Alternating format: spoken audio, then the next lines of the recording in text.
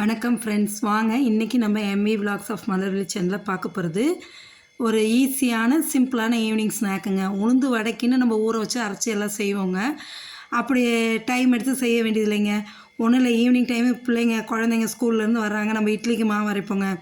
இட்லிக்கு மாவு அரைக்கும் போதே ஒரு 2-3 கை உளுத்த மாவும் ஒரு கை அரிசி மாவும் எடுத்து போட்டு கொஞ்சம் வெங்காயம், கருவேப்பிலை, கொத்தமல்லி, பச்சை மிளகாலாம் நறுக்கி போட்டு செஞ்சுட்டோன்னு வைங்களேன், சூப்பரான ஒரு 10 நிமிஷத்தில் ஈவினிங் ஸ்நாக்ஸ் ரெடி ஆகிடுங்க. குழந்தைங்களுக்கு உடம்புக்கும் ரொம்ப நல்லது. பாருங்கள், நான் இப்போ இட்லிக்கு மாவு அரைச்சதில் தான் ஒரு 3 கை உளுத்த மாவு எடுத்துகிட்டு ஒரு கைக்கு அரிசி மாவு எடுத்து போட்டேங்க.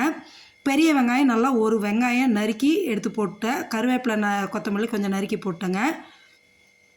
பச்சை மிளகாயை பொறுத்த வரைக்கும் நான் நறுக்கியே போட மாட்டேங்க. ஏன்னா சாப்பிடும்போது வாயில் தட்டுப்பட்டுச்சுன்னா திட்டுவாங்க. ஏன் அந்த திட்டு வாங்கணுன்னு நம்ம சீஸ் கிரேட்டர் இருக்குல்லங்க, அதை வச்சு துருவிடுவோங்க. துருவி போட்டோம்னா காரத்துக்கு காரமும் ஆகிடும், அதே சமயம் வாயிலையும் கடிபடாதுங்க. அதனால் நான் இப்படி தான் துருவி போட்டுருவேங்க. போட்டுட்டு அப்படியே கலந்து வடையாலாம் தட்ட வேண்டியது இல்லைங்க. வடையாக வேணாலும் தட்டிக்கலாம், இல்லை கிள்ளியும் போட்டுக்கலாம். நான் ஈஸியான வேலை கிள்ளி போட்டுவிடுவேங்க. அப்படியே கையால் எடுத்து எண்ணெய் காஞ்சுதா அப்படியே விறுவிறுன்னு கிள்ளி போட்டு எடுத்து கொடுத்துருவாங்க.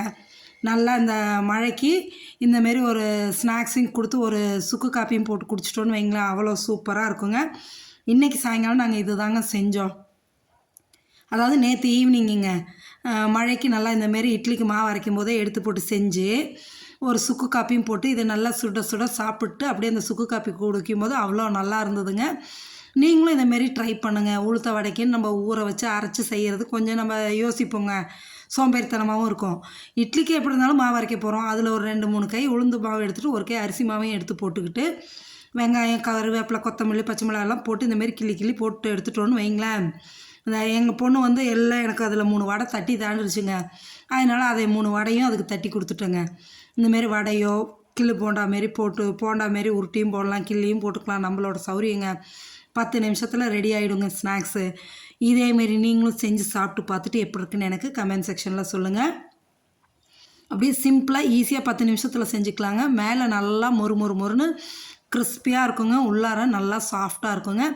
எண்ணெய் இழுக்குமோன்னு பயப்படாதுங்க, எண்ணெயெல்லாம் அந்த அளவு இழுக்காதுங்க. பாருங்கள், மேலே நல்லா கிறிஸ்பியாக உள்ள சாஃப்டாக எவ்வளோ வேணாலும் சாப்பிட்லாங்க. நீங்களும் செஞ்சு சாப்பிட்டு இது பண்ணுங்கள். தேங்க்யூ.